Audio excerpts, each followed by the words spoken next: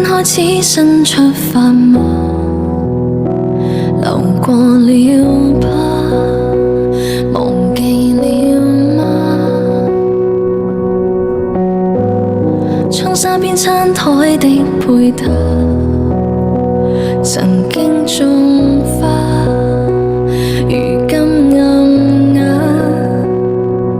誰從屏幕裏看從前，而誰停下企我門前，猶如是18歲的青年，很討厭。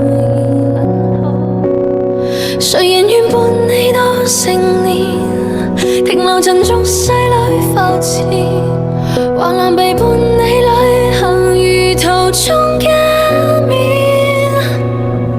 只可惜風景都錯過，差一點方可親吻我，喜歡這束畫俘虜我，而你欠我。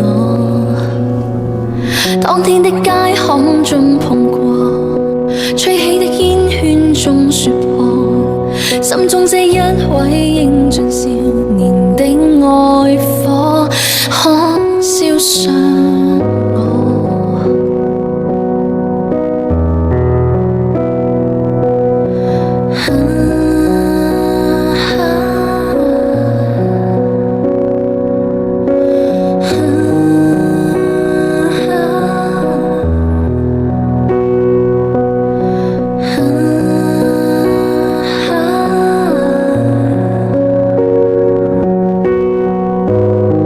重新出發嗎？更渴望未來，以往這少年懂愛嗎？